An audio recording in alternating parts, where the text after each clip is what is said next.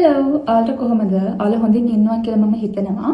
ඉතින් අද අපිට දවසම රිහර්සල් තිබිලා දැන් තමයි හොටෙල් එකට ආවිල්ලා ඩිනර් අරගෙන මේ කාමරයට ආවේ වැදගත් පණිවිඩයක් ඔයාලට කියන්න. ඊට කලින් මම ස්තුතිවන්ත වෙනවා මට ලබා දෙන සහයෝගයට සහ ආදරයට ඒ දිරිගැන්වීම් වලට. මොකද දැන් තමයි තරගාවලියේ තීරණාත්මකම කොටස ආරම්භලා තියෙන්නේ. ඉතින් ඔයාලා ලබා දෙන ආදරය සහ සහයෝගය මට ගොඩක් වටිනවා මේ වෙලාවේ. ඒත් එක්කම හුඟක් දෙනෙක් අහන ප්‍රශ්නය තමයි අපිට තවමත් තරගාවලියේ ඉදිරියට යන අවස්ථාවක් තියනවාද කියන එක. අපිට අවස්ථාව ඕන තරම් තියෙනවා. ඒ අවස්ථාව ගන්න කොහොමද? එතනට අපි යන්නේ කොහොමද? ඒකට කොහොමද ඔයාලගේ සහයෝගය අවශ්‍ය වෙන්නේ කියලා කියන්න තමයි මම ආවේ. මම ඔක්කොටම කලින් කියලා ඉන්නම් මිස් වර්ල්ඩ් තරගාවලියේ ප්ලේස්මන්ට්ස් හදන්නේ කොහොමද කියලා. මම හිතනවා ඒක කියලා පටන් ගත්තොත් ඔයාලට අදහසක් තියෙයි කොහොමද උදව් කරන්න ඕනේ, ඊට පස්සේ මොකක්ද වෙන්නේ කියන එක. 2025 තරගාවලියේ තරගකාරණයන් ඉන්නවා 108 දෙනෙක්. එතකොට දීර්ඝකාලීනව ගත්තම මේ තරගාවලියේ මිස් වර්ල්ඩ් තරගාවලියේ තරගකාරණයන් යාලා මහද්වීප 4කට බෙදෙනවා. ඒ 4 තමයි ඇමරිකා සහ කැරිබියන්, ඊට පස්සේ යුරෝපය, ඊට පස්සේ ඉන්නවා ඇෆ්‍රිකා and then ඒෂියා සහ ඕෂියානියා. එතකොට මේ විදිහට 4කට බෙදලා කියන්නේ ඇමරිකා සහ කැරිබියන් එකක්, ඇෆ්‍රිකා එකක්, යුරෝප එකක්, ඒෂියා සහ ඕෂියානියා එකක්. එතකොට මේ විදිහට කණ්ඩායම් 4කට බෙදලා තමයි එයාලා ඒ තෝරා ගැනීමේ කටයුතු සිදු කරන්නේ. එතකොට මේ මිස් වර්ල්ඩ් තරගාවලියේ පළවෙනි ප්ලේස්මන්ට් එක පටන් ගන්න top 40. ඒ කියන්නේ 40 දෙනෙක් තෝරනවා මේ ඇවිත් ඉන්න 108 දෙනාගෙන්. මේ 40 තෝරන්නේ මෙහෙමයි. දැන් මහද්වීප 4ක් තියෙනවානේ. ඔය 4ෙන් top 10 තෝරනවා. එතකොට ඒ top 10 එකතු වෙලා තමයි මහද්වීප 4ෙන් පළවෙනි 40 හැදෙන්නේ. ඊට පස්සේ අපි යනවා top 20. ඒ කියන්නේ අර 40න් භාගයක්ම කැඩිලා 20ක් එනවා. මේ 20 හදන්නේ ඒ අර ගත්ත top 10 ඉන්නවනේ. ඒකෙන් 5 දෙනෙක් තෝරලා. ඒ කියන්නේ ඇෆ්‍රිකා වලින් 5යි, ඒෂියා සහ ඕෂියානියා 5යි, යුරෝප 5යි, ඇමරිකා 5යි. ඒ විදිහට තමයි 20 හදන්නේ.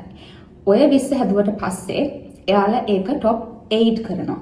top 8 කරද්දී අර එක මහද්වීපකෙන් 5 දෙනා ගන්න ගත්ත එකෙන් දෙන්නයි ගන්නෙ. ඒ කියන්නේ එක මහද්වීපකින් දෙන්නෙක් තමයි අවසාන 8 දෙනාට යන්නේ. මේ 8 දෙනාත් ආයෙ බෙදනවා 4කට. මේ තමයි ෆයිනල් 4. ඒ කියන්නේ මහද්වීපෙන් එක ගානේ. එතකොට ඇමරිකාවෙන් එක්කෙනයි, යුරෝපයෙන් එක්කෙනයි, අප්‍රිකානු කලාපයෙන් එක්කෙනයි සහ ආසියාවෙන් එක්කෙනයි. මේ 4 දෙනාගේ එයාලා දෙනවා 3 වෙනි ස්ථානය, 2 වෙනි ස්ථානය සහ මිස් වර්ල්ඩ්. ඉතින් මේ විදිහට තමයි ඔය ප්ලේස්මන්ට්ස් කියන ටික හැදෙන්නේ. දැන් මම කතා කරන්න යන්නේ මිස් වර්ල්ඩ් එකේ තියෙන ෆාස්ට් ට්‍රැක් ඉවෙන්ට්ස් ගැන. මම හිතන්නේ ගොඩ දෙනෙක් ඒව මොනවද කියන එක දැනගත්ත පහුගිය කාලය තුල. හැබැයි ඒකෙන් තියෙන බලපෑම මොකක්ද කියලා ගොඩක් අය දන්නේ නැහැ. ඒතකොට මේ ෆාස්ට් ට්‍රැක් ඉවෙන්ට්ස් ටික තමයි Beauty with a Purpose, Sports, Talent, Multimedia Challenge, Head to Head Challenge සහ Top Model. එතකොට මේ විදිහට තමයි මේ ෆාස්ට් ට්‍රැක් ඉවෙන්ට්ස් කිහිපය හැදිලා තියෙන්නේ. මීට කාලයකට කලින් යාලගේ බීච් බියුටි කියලා ස්විම්සුට් රවුන්ඩ් එකකුත් තිබුණා. හැබැයි 2002 වර්ෂයේ ඉඳලා මම හිතන්නේ එක මිස් වර්ල්ඩ් තරගාවලිය අද වෙනතුරු ඒ ස්විම්සුට් රවුන්ඩ් එක නැහැ. එතකොට මේ ෆාස්ට් ට්‍රැක් ඉවෙන්ට්ස් එක ගත්තම එයාලා ඒ ෆාස්ට් ට්‍රැක් ඉවෙන්ට් එකේ එක විනර් කෙනෙක් ගන්න තෝරනවා එක කොන්ටිනෙන්ට් එකකින්.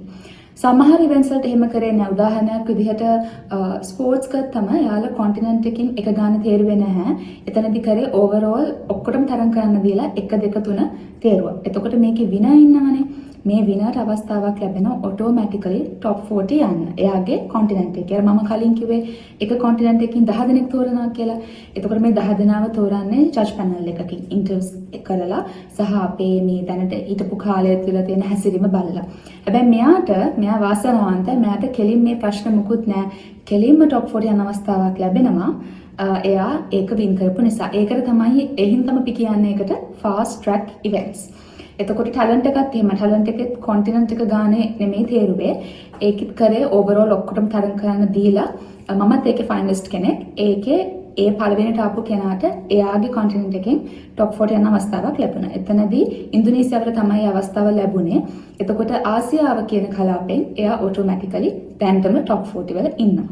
එතකොට head to head challenge එකෙත් එහෙමයි. head to head challenge එකේ වෙනසක් තියෙනවා. ඒකේ එක මහද්වීපයකට එක්කෙනා ගන්න තමයි තේරුවේ. එතකොට ඒ මහද්වීපවල ඒ තෝරපු කට්ටියට අර ඉන්ටර්වයුව එකේ මොනවා වුණත් එයාලට ඔටෝමැටිකලි top 40 යන අවස්ථාවක් ලැබිලා තියෙනවා. දැන් මේ විදිහට ගියාම ඒ top 40 වලට ඒ අදාළ පිරිස අයින් කරලා පස්සේ තව ඉඩ තියෙනවානේ. උදාහරණයක් විදිහට මගේ ආසියාව මගේ මහද්වීප ආසියාවනේ.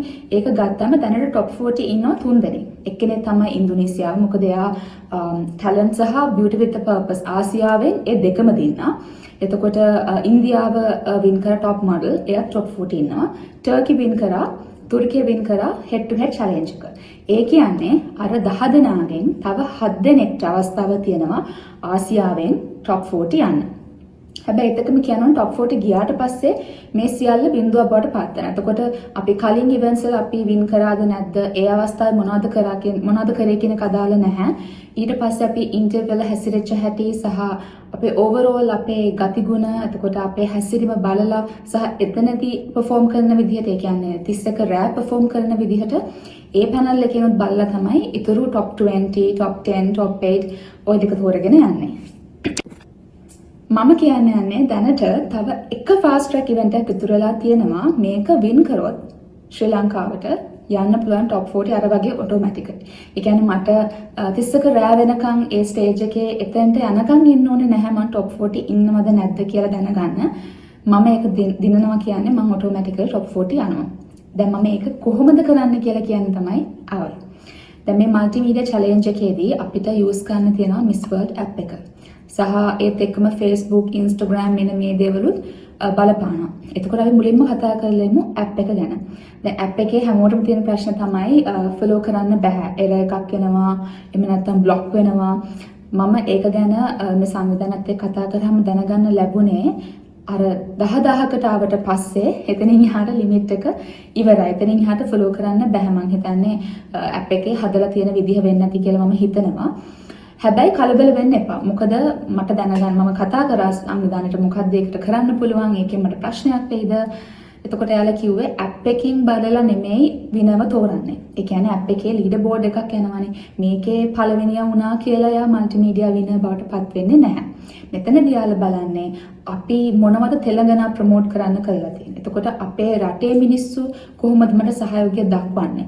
එතකොට මට රටේ මිනිස්සුන්ගෙන් තියෙන හොඳ සහයෝගයක්ද? ඒ කියන්නේ positive attitude එකක් තියෙනවාද? එතකොට මම රටේ මිනිස්සු මේකට උනන්දු කරලා තියෙනවා. දැන් අවුරුදු ගාණක් අපේ pageant country එකක් විදිහට අපි කිව්වට අපි pageants වලට මිනිස්සු යවලා තිබුණාට අපිට ලොකු සහයෝගයක් කලින් ලැබිලා තිබුණේ නැහැ.